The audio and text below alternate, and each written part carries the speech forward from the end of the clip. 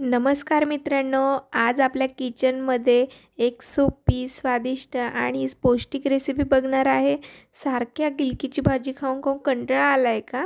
तर मग मस्त गिलक्याचं भरीत आणि पुरीचाच बेत करूया। तर मग एकदा जर ही रेसिपी तुम्ही ट्राय केली तर तुमच्या घरी देखील ही आवडीची रेसिपी बनेल। माझ्या कुटुंबामध्ये तर ही आवडती रेसिपी आहे। त्यासाठी आपण गिलके थोडं तेल टाकून वाफवून घेतलेले आहे।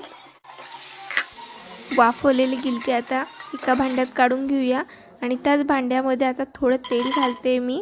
आता आपण गरम तेलामध्ये शेंगदाणे मस्त खरपूस भाजून घेऊया।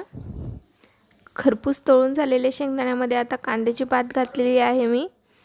आता ही देखील व्यवस्थित आपल्याला परतून घ्यायची आहे। यात लसूण मिरचीचा ठेचा केलेला आहे तो घातलाय। अगदी जो असा आपण वांग्याच्या भरताला केला तर अगदी तसाच ठेचा केलेला आहे मी। आणि जे आपले गिलके ते देखील ठेचून घेतले होते मी बडगीमध्ये।